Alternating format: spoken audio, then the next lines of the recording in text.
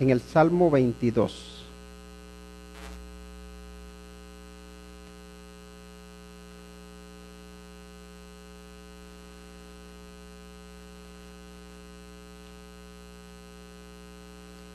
¿Lo tenemos? En este caso solo vamos a meditar de los versículos 1 al 21.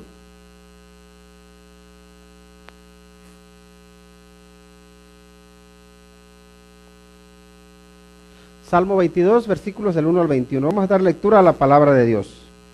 Dice, Salmo 22, del 1 al 21, dice: Dios mío, ¿por qué me has desamparado?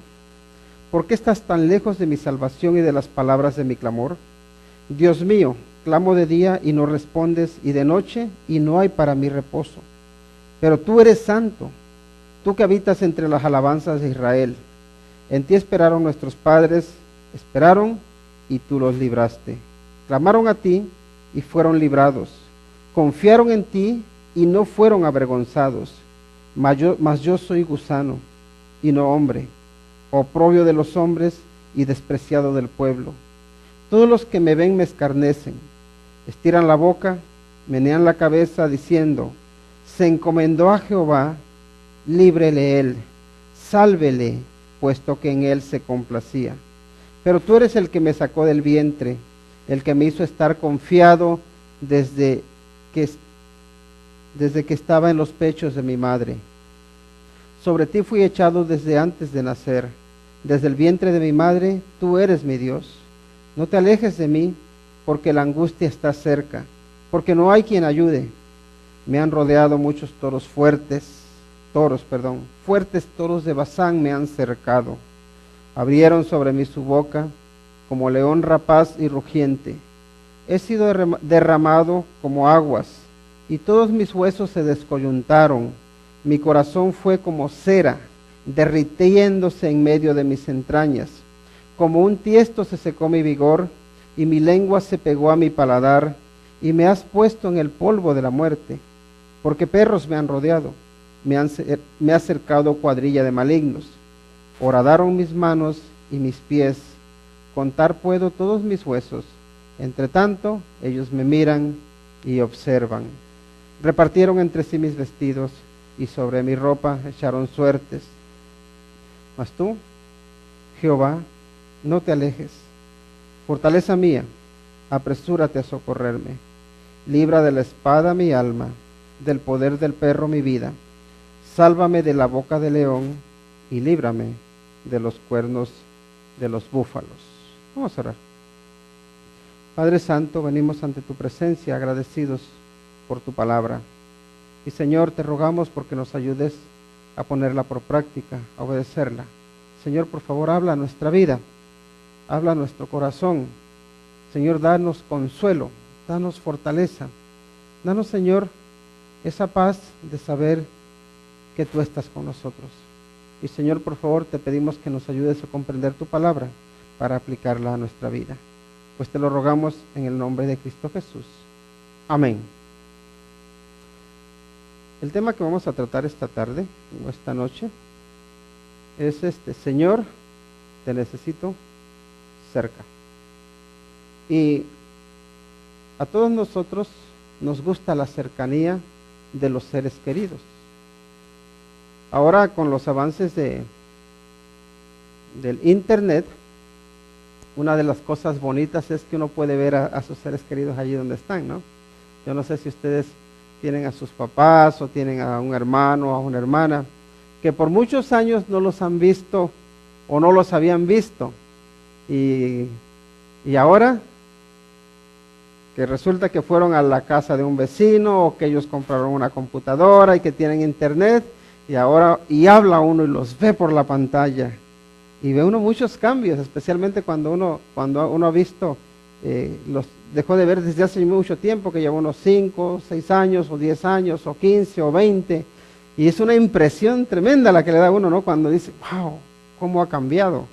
Pero también cuando nos ven a nosotros, pues decimos, ¿cómo hemos cambiado?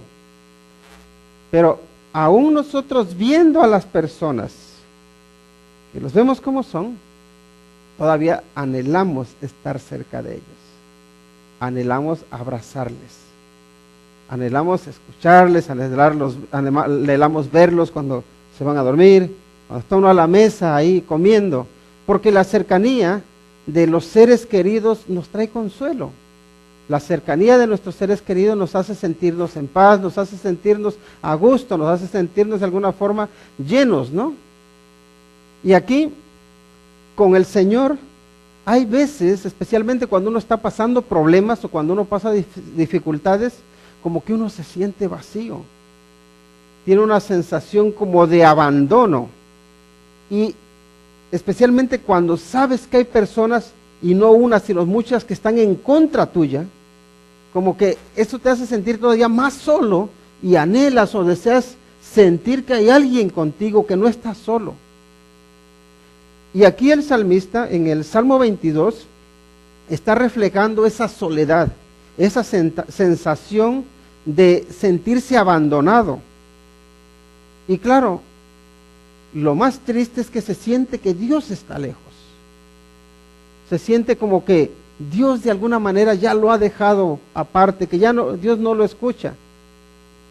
Entonces cuando él clama a Dios, cuando pide a Dios que venga a él, que lo escuche, lo hace con ese deseo, con ese sentimiento que tiene de sentirse apoyado, de sentirse que tiene a alguien que lo sostenga, alguien que lo fortalezca, alguien que le ayude.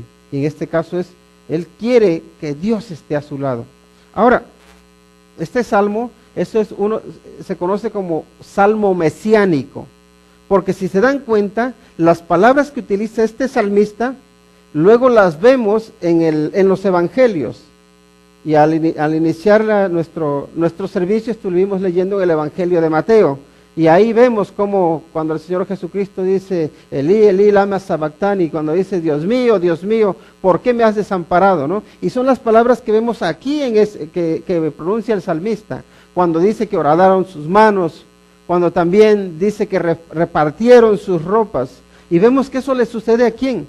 Al Señor Jesucristo. Ahora, el salmista está escribiendo esto, está siendo inspirado por Dios, pero también es muy probable que él haya pasado por situaciones que han sido muy difíciles y que incluso haya tenido, lo que esté describiendo es un sufrimiento por el cual pasó. Pero muchas veces las profecías que se dan, como por ejemplo en los Salmos, los escritores están escribiendo de algo que va a pasar y ni siquiera saben ellos que están profetizando. Así que la verdad ahí es un misterio de la forma en que Dios trabaja, un misterio para los hombres, pero es un plan que Dios ha trazado desde el principio. Entonces este es un salmo mesiánico. Entendemos que fue escrito por David, por el rey David, porque recuerden que David lo persiguieron, lo atacaron, le robaron, le hicieron muchas cosas. Y ahora está hablando de ese sufrimiento que él pasa, pero nos lleva a ese sufrimiento sublime, que es el sufrimiento que padeció Cristo Jesús y lo sufre por nosotros. Así que, Señor, te necesito. ¿Podría ser esa nuestra oración? Señor, te necesito, pero te necesito cerca. Porque, Señor, no me gusta sentir que tú estás lejos. No me gusta sentir que tú estás como que no me escuchas, como que mi voz no alcanza hasta donde tú estás. Entonces todos necesitamos, nuestra alma anhela tener comunión con Dios. Y de alguna manera eso es lo que está expresando el salmista. Dice, yo quiero estar en comunión contigo, Señor. Y cuando reconoce que necesita al Señor y que lo necesita cerca, dice, clamo a Dios. ¿Cómo lo hace? Constantemente, y aún así no tengo reposo. Miren lo que dicen los versículos 1 y 2. Dios mío, ¿por qué me has desamparado?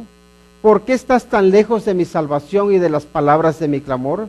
Dios mío, clamo de día y no respondes, y de noche y no hay para mí reposo.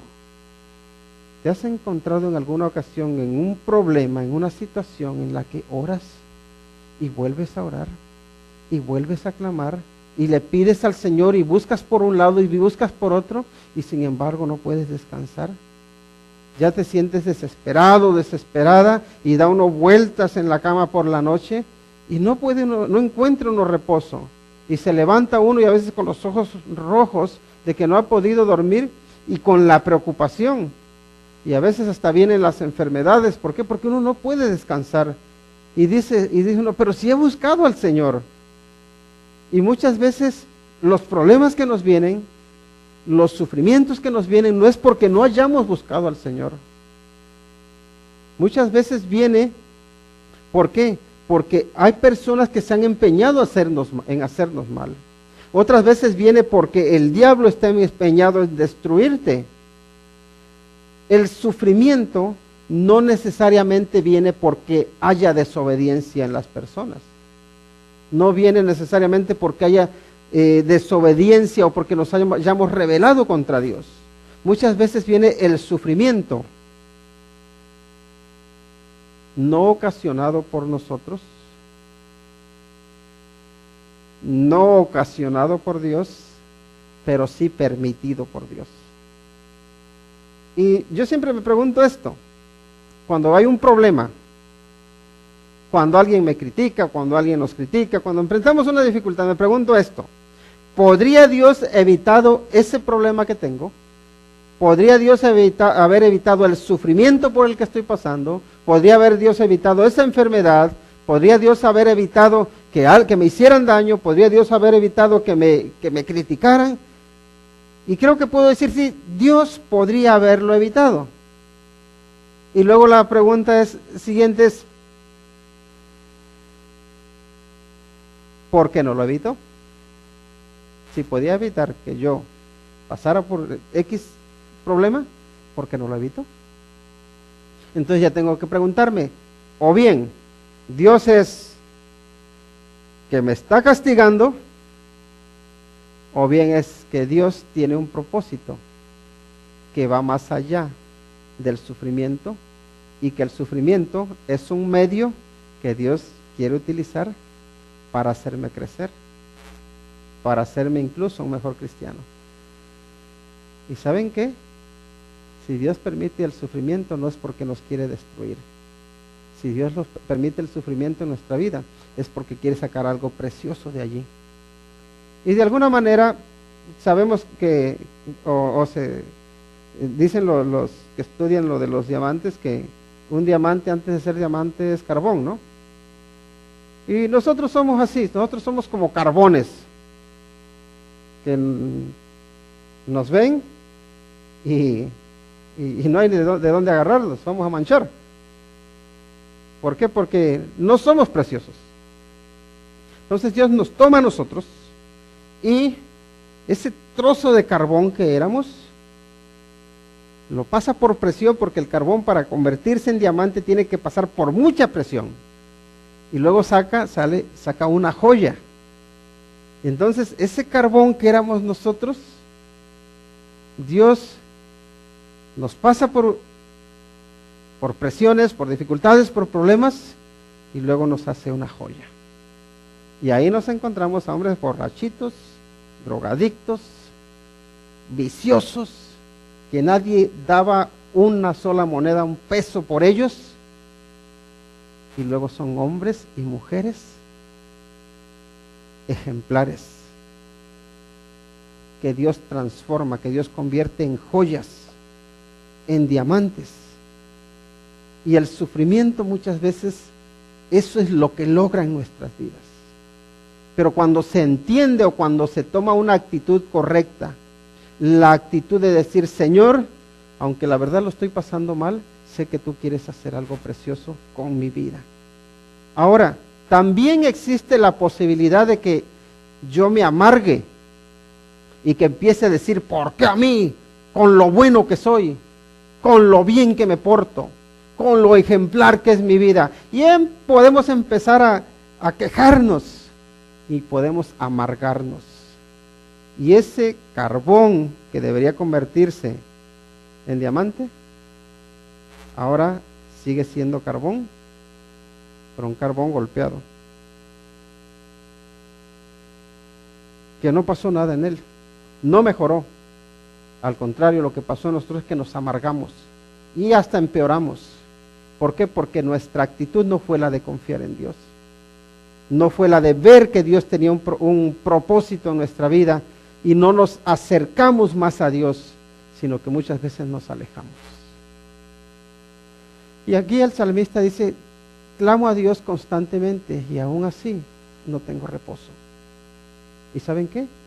Hay veces que nosotros clamamos a Dios una y otra vez y no tenemos reposo. Y la verdad es que no es que Dios se haya alejado. Dios no nos ha abandonado. Pero también es verdad que muchas veces en medio del sufrimiento nosotros perdemos de perspectiva o perdemos de vista a Dios. El problema se hace tan grande que ya no vemos a Dios. Y de alguna manera, por poner un ejemplo, es como un monte. Recuerdan que el Señor Jesucristo que decía que si tuviésemos fe como un grano de mostaza, que le podríamos decir a un monte, quítate y échate al mar y obedecería, ¿no?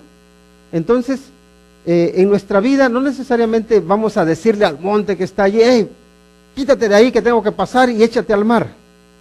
No necesariamente, pero sí en nuestra vida se levantan montañas constantemente. Montañas que nos impiden ver hacia el futuro.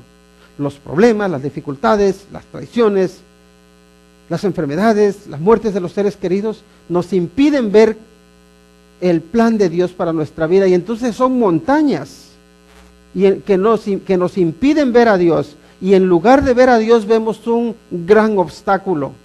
Y decimos, es imposible, ya no se puede hacer nada. Y hasta perdemos la esperanza y hay gente que hasta dice, yo ya no voy a confiar en Dios. Pero ¿saben qué?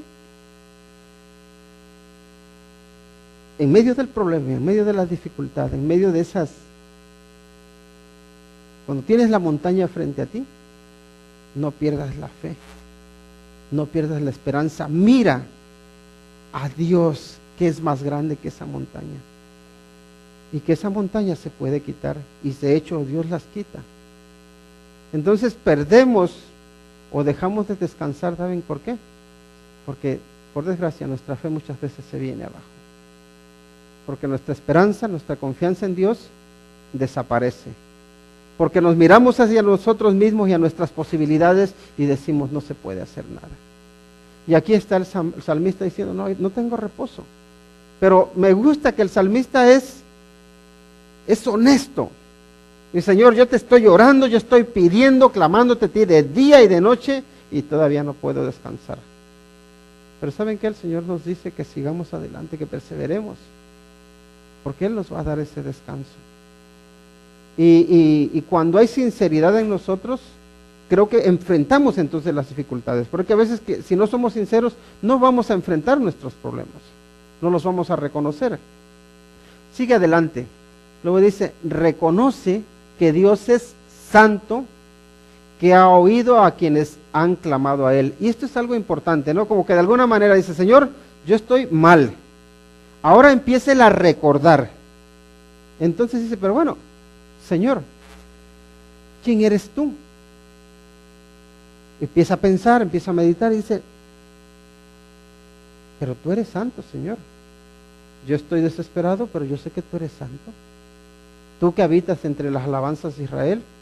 Dice, y luego ya empieza a recordar, pero bueno, en eso, en que Él es santo, antes de que entremos a lo que Él recuerda. Sabemos que siempre, cualquier problema que nos venga, nos va a dar una enseñanza. Y debemos ver ahora sí los problemas como desafíos para crecer. Entonces uno, cuando tiene un problema, cuando uno tiene que pensar, Dios, ¿cómo es Dios? Dios es santo, Dios es un Dios de propósitos. Bien, ahora, ¿qué me quiere enseñar aquí Dios? Si hay una enseñanza detrás de este problema, de este sufrimiento, tendría yo que analizar por qué me ha venido este problema. ¿Hasta qué punto es culpa de los demás, pero hasta qué punto es culpa mía? ¿Qué pueden hacer otros para solucionármelo, pero qué puedo hacer yo para solucionarlo? hasta qué punto también yo puedo hacer algo y hasta qué punto puedo decir, Señor, yo ya llegué a mi límite, actúa tú. Y cuando aquí reconoce que Dios es santo, no voy a decir que él esté reconociendo que había pecado en su vida, pero cuando uno se ve a la luz de la santidad de Dios, podemos decir, necesito mejorar. Yo necesito mejorar porque, Señor, tú eres santo, tú eres mi ejemplo a seguir y necesito parecerme más a ti, ¿no? Entonces, una vez que él reconoce quién es Dios, la santidad de Dios, ahora pasa a recordar, y dice el versículo 4, dice, en ti esperaron nuestros padres. Esperaron, ¿y qué pasó? Dice, y tú los libraste. Clamaron a ti y fueron librados. Confiaron en ti y no fueron avergonzados. Medita en quién es Dios, medita en lo que Dios ha hecho. Señor, yo ahora veo que no puedo, pero al igual que yo ahora veo que no puedo, así en el pasado a mis papás les pasó igual. Ellos también pasaron problemas, pasaron muchos aprietos, muchos dolores de cabeza, y tú los ayudaste. Y cuando nosotros nos acordamos de lo que Dios ha hecho, entonces podemos enfrentar los problemas de hoy, porque sabemos que si Él fue poderoso para actuar antes, va a ser poderoso para actuar hoy.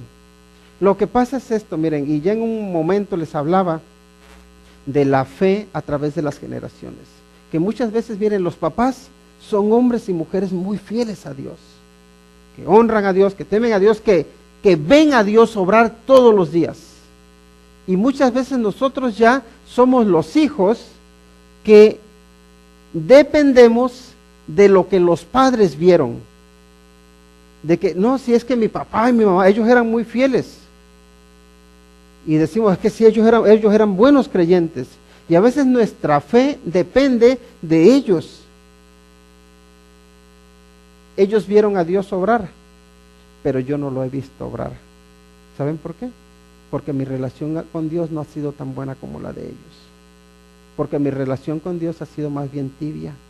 Mi relación con Dios ha sido más bien de la lejanía. Y porque yo no veo a Dios obrar, entonces no puedo confiar en Él.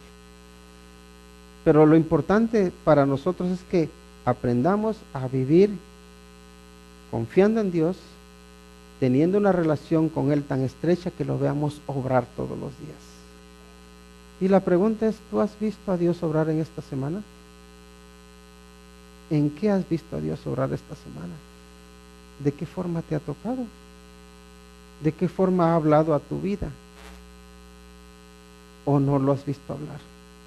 Y si no lo has visto hablar, si no te ha hablado, la pregunta es, ¿qué ha pasado? ¿Es que Él no habló?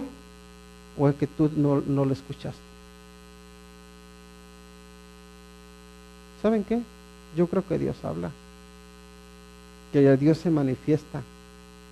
Y el problema no está en que Él no hable, el problema está en que nosotros estamos tan ocupados que no le oímos. Dios obra, pero tenemos los ojos tan cerrados que no vemos sus obras. Y debemos abrir nuestros ojos y ver lo que Dios está haciendo hoy, no solo lo que hizo con nuestros padres, no solo lo que ha hecho en el pasado, sino lo que está haciendo ahora. Por eso, abramos nuestros ojos. ¿Qué está haciendo el Señor hoy? ¿Cómo me está hablando hoy? Seguimos adelante. Reconoce que para los hombres es gusano. Todos los desprecian, ¿no? Entonces, por un lado, miren, él se siente solo, reconoce que el problema no es de Dios porque Dios es santo, entonces el problema es suyo. Mira hacia atrás y dice, pero Señor, para ti mis padres fueron importantes, porque tú les respondiste, porque tú obraste en ellos. Ahora, él de alguna manera ahora fija la vista en los hombres. Y ahora dice, ¿qué soy yo? Dice, mas yo soy gusano y si no hombre.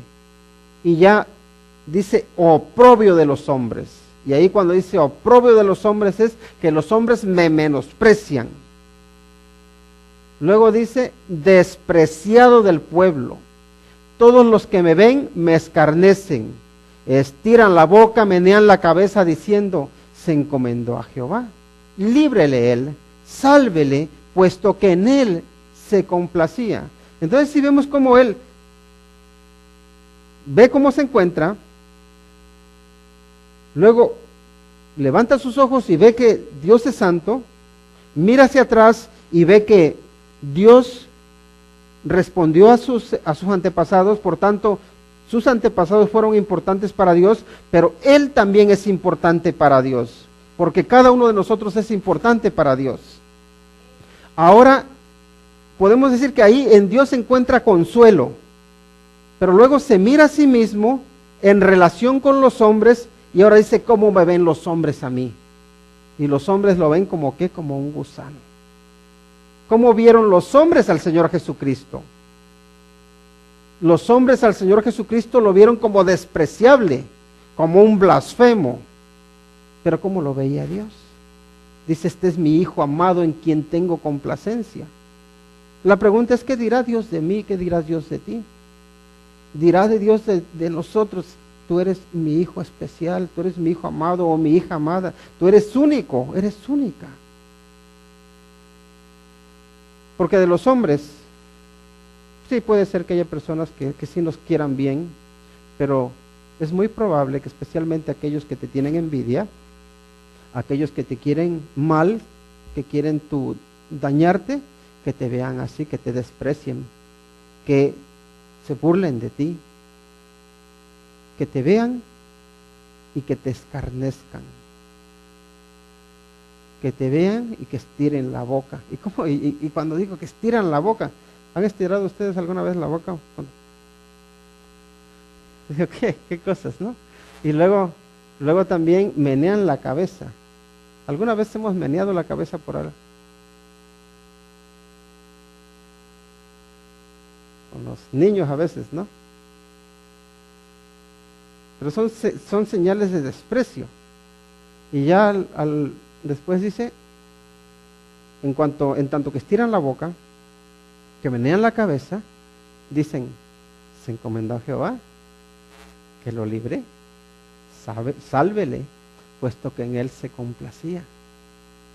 De alguna manera están menospreciando la fe, la confianza que ha depositado en Dios. Están despreciando eso. Nosotros nos vamos a encargar de que sufra.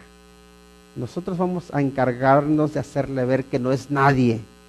Y así hay personas que se quieren encargar de hacerte ver a ti que no eres nadie.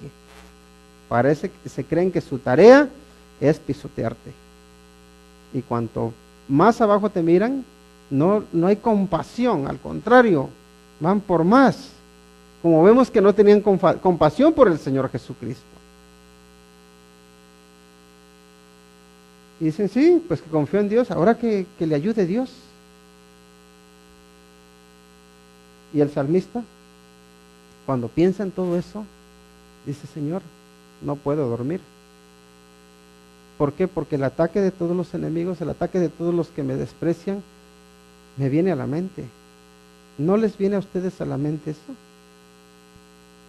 Y fíjense, puede haber 100 personas que te digan lo bueno, lo bien que hiciste algo, y con una persona que venga y que te diga, no, pero esto lo hiciste mal, te vas a olvidar de lo que te dijeron las 100 personas y te vas a acordar de lo que te dijo aquella persona de malo.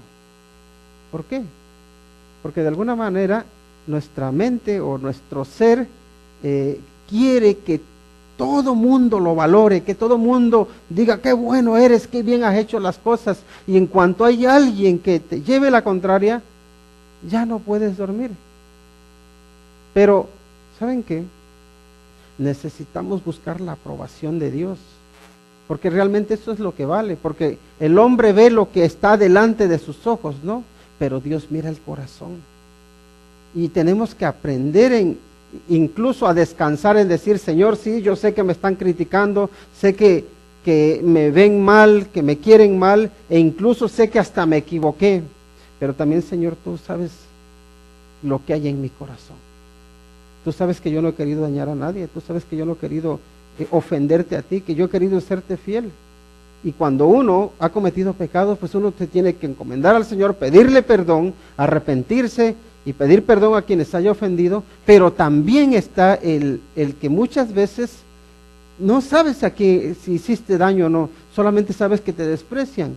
Y ahí es donde tienes que decir, Señor, mi relación contigo es esta. Y ponerte a cuentas con Él y descansar en Él. Sálvele Él, dice, puesto que en Él se complacía. Y eso me gustaría que fuese una frase que describe a cada uno de nosotros. Mi pregunta es, ¿has aprendido a complacerte en Dios? ¿Has aprendido a ser feliz en Dios? ¿O necesitas un litro de cerveza para aprender a complacerte, para aprender a ser feliz? ¿O necesitas de la droga, o necesitas de, no sé lo que necesites? ¿Qué necesitas tú para ser feliz? ¿En dónde está tu complacencia? Y ahí dice, en Él se complacía. Y es yo creo que esencial que el hombre aprenda a deleitarse en Dios, a deleitarse en su palabra, para poder sentirse pleno y para poder descansar. Luego también recuerda que Dios ha estado a su lado y ahora Dios es su única esperanza. Dios ha estado a su lado y Dios es su única esperanza. Dice, pero tú eres el que me sacó del vientre, el que me hizo estar confiado desde que estaba a los pechos de mi madre. Sobre ti fui echado desde antes de nacer. Desde el vientre de mi madre, tú eres mi Dios. Dice, no te alejes de mí, porque la angustia está cerca, porque no hay quien ayude. No te alejes de mí, dice, porque la angustia, ¿dónde está? Cerca. Y no hay quien ayude. Cuando he visto, bueno, no lo vi, pero me comentaron de un hombre que iban muy bien los negocios. Y era bastante espléndido. A las personas que necesitaban, les ayudaba. Y le pedían prestado y prestaba. El problema es que no se midió. No vio hasta dónde llegaban sus posibilidades. Entonces llegó un familiar a pedirle prestado y el familiar le dijo, no te preocupes, yo voy a sembrar hacer estas siembras, en cuanto yo coseche te devuelvo tu dinero y tú ya de hecho lo que hizo este hombre era pedir prestado para prestar. Dice, yo te doy tu dinero y entonces ya podrás pagar. Y él, confiado en que era un familiar, que no le iba a quedar mal, ¿qué es lo que hizo? Fue y pidió prestado. Entonces se endeudó y saben, los intereses empezaron a llegarle. El familiar aquel hizo su siembra, cosechó, cobró, pero no le pagó. Y se quedó con la deuda. Y empezaron a quitarle cosas. Empezaron los bancos, no solo fue un banco, sino otros, a quitarle cosas. Y él fue a pedir ayuda. Y le decía a un familiar, oye, mira, te doy esto, pero préstame tanto dinero. Dice, ¿me vas a pagar?, le dijo un familiar. Dice, claro que te voy a pagar. Dice, no me fío de que me vayas a pagar. Y no le prestó. Y fue a otro lado. Oye, mira, necesito tanto dinero para esto. Tengo esto, te lo doy. Dice, no, a mí no me interesa eso. Y así fue a uno, a otro, y nadie le ayudaba. Y él, hundido o hundiéndose, lo que hacía era para poder ir pagando, aunque sea los intereses, iba vendiendo cosas. Pero llegó un punto en que ya no pudo pagar. Y corría para un lado, corría para otro, y no había quien ayudarle. Y lo dejaron que se fuera a la quiebra. Sus familiares, que se aprovecharon de él, incluso peor, ¿no? No hay quien ayude, decía. Y le vino una depresión, le vino, la verdad, un tiempo de crisis muy fuerte, hasta que llegó a un punto en que escuchó del Evangelio de Cristo Jesús y lo reconoció como su Salvador, y se le abrió una puerta de esperanza. Pero la depresión que tenía era tremenda. Solo Cristo Jesús lo sacó de la depresión. No hay quien ayude, dice. Me siento solo, pido ayuda para acá, pido ayuda para allá y no hay quien ayude. Eso es lo que dice el salmista. Ahora, Señor, yo recuerdo que tú has estado conmigo. Tú eres el que me sacó del vientre, fíjense. El que me dio vida, Señor, eres tú. El que me hizo estar confiado desde que estaba en los pechos de mi madre, desde que era pequeñito, desde que me traía en los brazos de mi mamá. Tú eres, Señor, el que me ha dado esa confianza. Sobre ti fui echado desde antes de nacer, es decir, mi vida fue puesta en tus manos. Tú me has sostenido, Señor, y por eso es precioso también que nosotros, cuando tenemos a nuestros niños pequeños, que los presentemos al Señor y digamos, Señor, yo te presento a mi niño, a mi niña, en tus manos, Señor. Sosténlo, sosténla. Sé tú quien le guíe. Y ya dice, tú eres mi Dios. A ti es a quien adoro. Yo sé que hay muchos ídolos. Yo sé que la gente corre a un lado y a otro buscando ayuda, pero yo sé que tú eres el Dios verdadero. Tú eres mi Dios, Señor. No el Dios de mis amigos, no el Dios de mis familiares, no el Dios de mis conocidos. Eres mi Dios, porque tú y yo tenemos una relación personal. Porque tú y yo, Señor, nos conocemos, porque te conozco, porque sé que tú has obrado en mí, dice. Y por eso dice, Señor, no te alejes de mí, porque la angustia está cerca. La angustia está cerca, tan cerca de mi corazón. Pero no hay quien ayude. Solo tú eres la esperanza, Señor. Solo tú. Sigue adelante, dice, y observa cómo sus fuerzas se acaban y sus enemigos se multiplican. ¿No les ha pasado que a veces ya no tienes ni ganas de seguir luchando, ni ganas de seguir peleando, o no tienes fuerzas más bien, y los problemas vienen, o los enemigos, es uno tras otro, se levanta uno y se levanta otro? Dice, me han rodeado muchos toros. Y fíjense la imagen que utiliza, el símil, dice, fuertes toros de Basán me han cercado. Y Basán era una zona que era muy famosa porque ahí había muchos pastos, y ahí se criaban unos toros fuertes, como la ganadería brava, ¿no? Donde estaban bien alimentados. Entonces ya él dice, pues así dice, son mis enemigos. Fuertes toros de Basán me han cercado, ¿no? Estoy en medio y están ahí alrededor de mí. No sé si han tenido alguna vez un toro enfrente, o un toro que los persiga. ¿No los ha perseguido alguna vez un toro? En una ocasión a mí me tocó que me persiguiera un toro. Lo bueno que estaba atado. Y ya saben que en México hay zonas donde a veces, y esto era un campo de béisbol, y a veces el campo de béisbol crece mucho la hierba, así que llega uno ahí, ponía una estaca, su toro, y luego una cuerda larga, ¿no? Y bueno, tienen cierto perímetro al que alcanzan los toros, y yo confiado paso por ahí, y cuando veo por atrás que viene el toro lanzado, y salí corriendo y ya lo veía cerca, pero se le acabó la cuerda y entonces rebota el toro, y digo, la verdad es que me di cuenta de que un toro es muy peligroso, y pobres de los que se meten ahí en los toreros, ¿no? Digo, o ellos verán, pero sí. Ahora este hombre se siente que tiene los toros ahí que le rodean. ¿Para dónde huyo? Si cualquiera que se me eche encima me aplasta. Fuertes toros de Basán me han cercado, dice. Y luego ahora dice, abrieron sobre mí su boca como león rapaz y rugiente. Ahora la comparación que utiliza es los leones rugientes. Y un león cuando ruge, hasta cuando lo ve uno de lejos, aunque esté dentro de su jaula, impresiona, ¿no? Y dice, así estoy yo, dice, estoy atemorizado, porque son fuertes, tienen poder.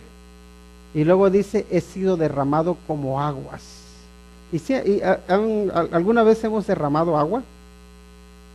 Cuando uno agarra un cubo y le hace, se extiende toda el agua, ¿no? ¿Y qué es el agua? Pues he sido derramado como aguas.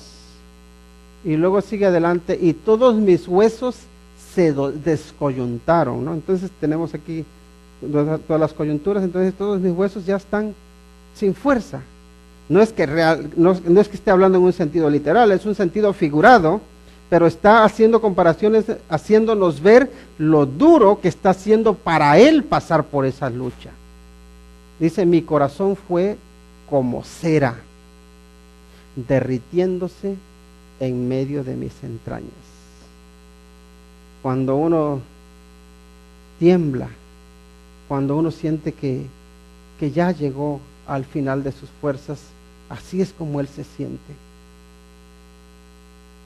Los enemigos se multiplican y las fuerzas se le acaban. ¿Qué haces tú? ¿Qué hacemos cuando enfrentamos esa situación? Luego dice, como un tiesto se secó mi vigor y mi lengua se pegó a mi paladar. Y un tiesto normalmente era, pues lo hacían de varias cosas, pero imaginemos que es un trozo de tela, se pone en una vara. Entonces cuando vemos que el Señor Jesucristo, recuerdan que Él dice, tengo sed, cuando estaba ahí en la cruz. Entonces llega uno y pone un tiesto y lo moja en vinagre, ¿no? Entonces, ese tiesto, tú lo mojas y se llena de agua, pero en cuanto lo exprimes se queda seco.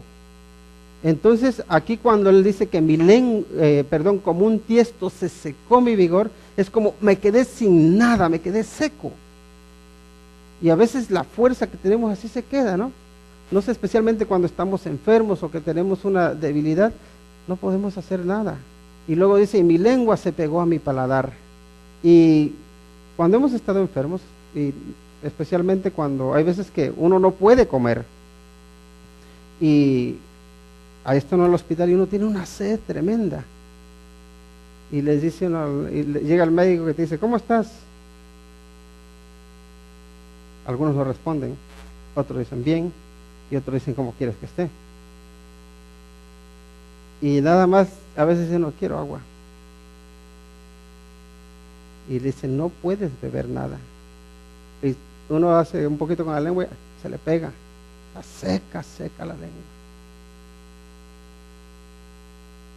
Cuando ya no tiene uno fuerza, cuando se le fue el vigor, se le seca uno la lengua, y se siente uno que ni hay líquidos en su cuerpo. Y así se siente él, dice, mi lengua se pegó a mi paladar, y luego dice, y me has puesto en el polvo de la muerte. Ha llegado a lo más bajo que se puede llegar, en el polvo, ¿no? Pero ¿qué clase de polvo? Recordemos que está hablando en sentido figurado, desde la muerte, porque perros me han rodeado, me ha acercado cuadrilla de malignos. Luego dice, horadaron mis manos y mis pies. Contar puedo todos mis huesos. Entre tanto ellos me miran y me observan. Repartieron entre sí mis vestidos y sobre mi ropa echaron suertes. Recordemos que por un lado está hablando el salmista de su sufrimiento, pero por otro lado nos está hablando Dios en su infinita sabiduría del sufrimiento por el cual iba a pasar el Señor Jesucristo. Horadaron sus pies y sus manos. Después repartieron sus vestidos, dice, y sobre mi ropa echaron suertes.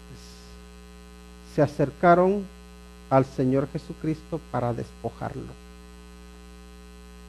Lo único que podría tener de valor, podemos decir, para este mundo, fueron y se lo quitaron. Y se lo quitaron aquellos que estaban en el poder. ¿Quiénes fueron los que echaron suertes con las ropas del Señor Jesucristo? Fueron los soldados romanos. Los soldados romanos tenían, podemos decir, un sueldo seguro. Tenían una posición segura, un trabajo seguro, un bienestar. ¿Por qué le quitaron las ropas al Señor Jesucristo? ¿Por qué se las repartieron? ¿Por qué se acercaron al Señor Jesucristo para despojarle cuando no tenían necesidad? Y es que la maldad del hombre no tiene límite, no se conforma. La gente no se va a conformar con verte medio muerto, te quiere ver bien muerto. La gente no se conforma con verte medio arruinado, te quiere ver completamente arruinado. La gente no se conformó con que el Señor Jesucristo fuese golpeado. Recuerdan que Pilato ordenó que lo azotaran y luego se lo sacó y les dice, he ahí el hombre. Y ya ven ese cuadro tan famoso que hay del ese homo, donde está el Señor Jesús, el rostro del Señor Jesús, pues ahí con la corona de espinas, ese cuadro tan famoso, recordando lo que dijo Pilato, está golpeado, ahí está el hombre, tengan misericordia, tengan piedad. Pero todo el mundo empieza a decir, crucifícale. No nos conformamos con que lo golpees, queremos verlo muerto. Hasta ahí llega la maldad del hombre, que no se conforma con hacer un poco de daño, quiere destruir. Pero detrás de todo eso, sabemos que está el diablo, que quiere destruir, que quiere acabar. Pero el diablo no solamente quiso destruir, en este caso al salmista, y luego a nuestro Señor Jesucristo. El diablo quiere destruirte a ti, a cada uno de los que estamos aquí. Te quiere despojar, porque el ladrón viene para eso, hurtar, matar y destruir. Pero Cristo ha venido para dar vida, y vida abundante. Tú, Señor, eres mi fortaleza, sálvame. Mas tú, dice, oh Jehová, o mas tú, Jehová, no te alejes. Fortaleza mía, apresúrate a socorrerme. Libra de la espada mi alma, del poder del perro mi vida. Sálvame de la boca del león y líbrame de los cuernos de los búfalos. Señor, todos aquellos que me quieren destruir pueden hacerlo si tú no me libras. Pero tú lo puedes hacer, porque tú eres fortaleza mía. La fortaleza del cristiano es Dios. Él es tu protección. No confiamos en nuestra fuerza, en nuestras habilidades, en lo que los hombres hagan o dejen de hacer. Confiamos en lo que Dios puede hacer. Que nuestra confianza siempre dependa de Él, que descanse en Él, porque ¿saben qué? Él no falla. Podemos pasar por todo el sufrimiento que pasó el salmista, de sentirse abandonado, de sentirse que está por los suelos, que lo están haciendo de lo peor. Pero recordemos que Dios es fortaleza. Hay una cosa con la cual quiero acabar, y es esta. El Señor Jesucristo no venció a pesar de la maldad. El Señor Jesucristo venció a través de la maldad. Es decir, que aquí está esta barrera de maldad y el Señor Jesucristo la derribó, la derrotó. El Señor Jesucristo nunca nos ha dicho que iba a evitar que enfrentásemos el mal, pero sí nos promete la victoria sobre el mal. Y nosotros estamos para tener la victoria en Cristo Jesús sobre todo tipo de mal. Pero recuerden que en ese proceso vamos a sufrir, vamos a tener luchas, vamos a tener aflicciones. Confiemos porque Él ha vencido. Y recuerden que antes de la gloria está la cruz. Nuestro camino es hacia la gloria.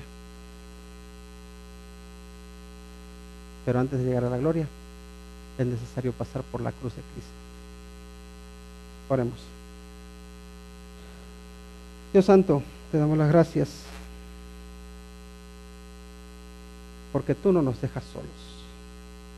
Porque aunque estemos caídos, tú levantas al caído. Porque tú eres fuerza para el débil. Porque tú das aliento al desalentado. Porque tú das esperanza al desesperanzado. Porque tú das vida al que no tiene vida. Porque tú das luz, Señor, a quien anda en tinieblas. Porque tú, Señor, eres el Salvador. Y Señor, porque tú eres nuestro Salvador, porque en ti confiamos y esperamos, te rogamos, oh Señor, porque abras nuestros ojos espirituales de tal manera que te podamos ver a pesar de todos los problemas que podamos enfrentar. No permitas, oh Señor, que nos ceguemos, sino, Padre, por tu misericordia, danos de tu luz, alúmbranos para que en el día a día podamos saber hacia dónde dirigirnos, para que tomemos decisiones sabias, para que busquemos estar completos en ti, para que aprendamos a gozarnos en ti, para que, Señor, podamos honrarte a ti. Padre, traemos ante ti todas nuestras cargas, todas nuestras luchas, y las ponemos ante el trono de tu gracia. Y te decimos, Señor, toma nuestras cargas, pero aún más que eso, toma nuestra vida y guíala, Señor, porque te necesita. A ti damos la gloria y la honra. En el nombre de Cristo Jesús. Amén.